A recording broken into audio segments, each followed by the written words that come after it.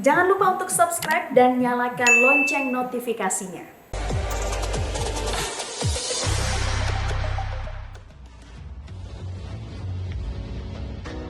Untuk menjaga kemampuan badan usaha, dalam hal ini Pertamina ataupun PLN, untuk bisa tetap mengadakan atau menyediakan suplai energi BBM, LPG dan juga listrik secara cukup buat masyarakat dan tanpa membuat harga harus melonjak-lonjak.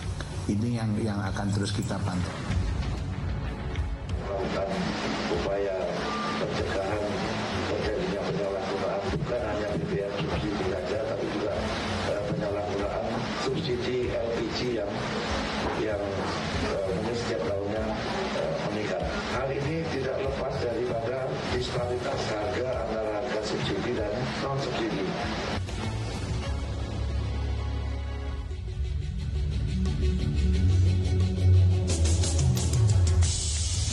Terima kasih pemirsa, masih bersama kami di Economic Challenges. Mas Haryadi, kalau melihat yang terjadi sekarang tentunya dengan kenaikan harga energi, juga harga komoditas ya, pangan juga banyak yang naik. Harga-harga sudah naik ya Mas ya, sebetulnya? Sudah.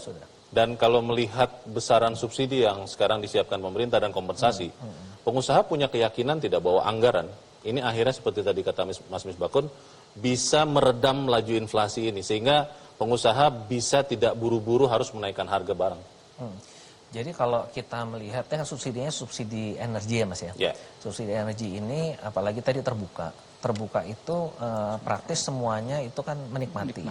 Semuanya menikmati. Nah, pada saat seperti itu memang pastinya dari sisi inflasi pasti ada peredamannya iya. Tapi pertanyaannya adalah kalau kita bicara yang kebutuhan pokok dan sebagainya itu kan cerita yang lain lagi, ya kan itu kan mengikuti pergerakan dunia, komoditi dunia, harga gandum, harga gula dan sebagainya itu kan mengikuti dunia. Jadi di satu sisi kalau saya lihat dari sisi energi itu bagian yang sebetulnya juga kalau dilihat dari sisi transportasi dan sebagainya kita lihat itu kan sebetulnya memang sudah terima subsidi seharusnya ya, kendaraan publik, logistik udah harusnya. Jadi kalau saya lihat sih impactnya bicara energi kepada inflasi mungkin relatif kecil kalau saya bilang, karena dari sisi konsumsi secara keseluruhan ada yang faktor-faktor yang mengikuti dari harga dunia.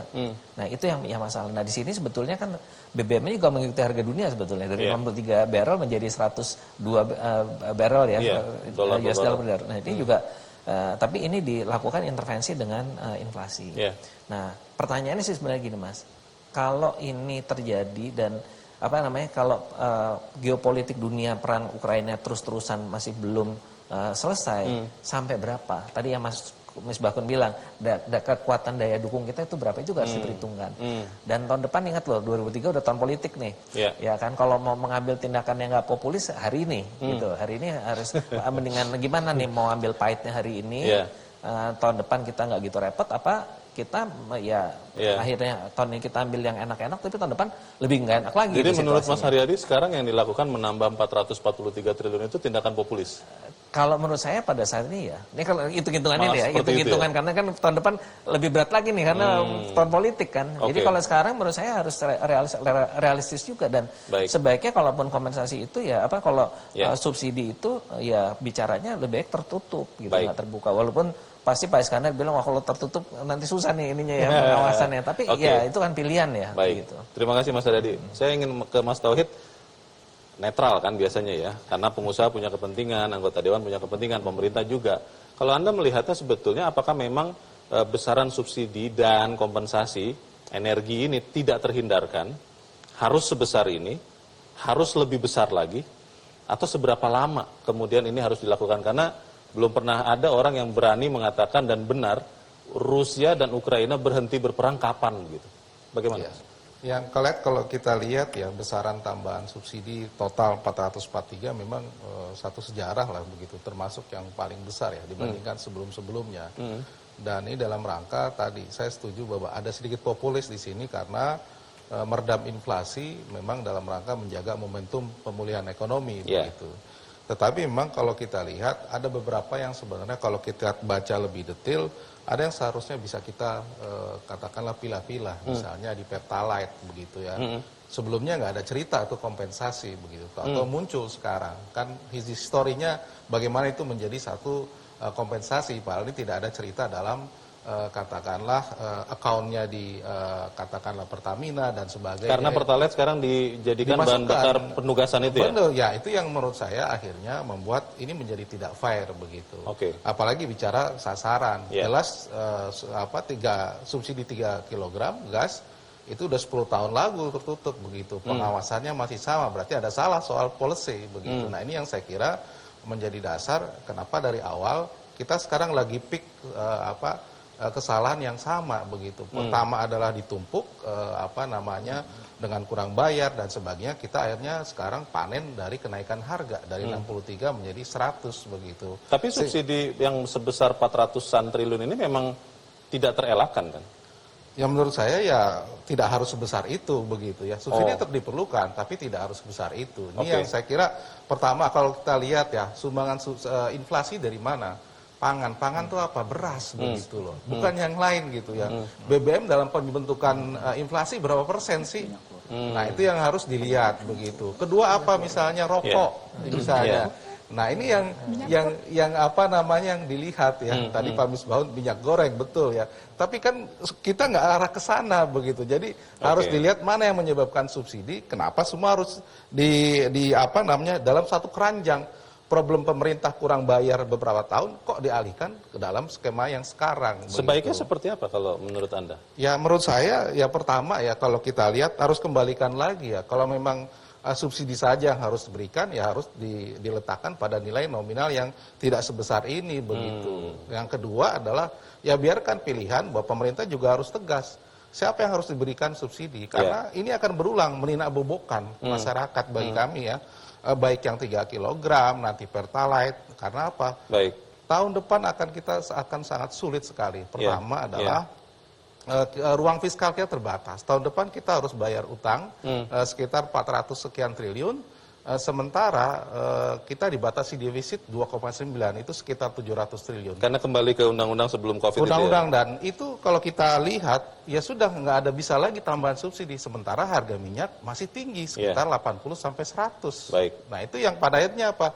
Lo ekspansi fiskal nggak akan terjadi. Target 5,9 di tahun 2023 akan sulit. Jadi pilihannya sekarang atau depan begitu. Tahun depan tahun politik pasti akan subsidi lagi gitu. Siapa yang berani menaikkan harga tahun depan? Kita langsung tanyakan ke Pak Iskandar. Pak Iskandar tentu kita percaya pemerintah sudah pertimbangkan juga yang disampaikan Mas Tauhid itu. Tapi kan pada satu titik pemerintah harus ambil keputusan walaupun mungkin itu pahit ya.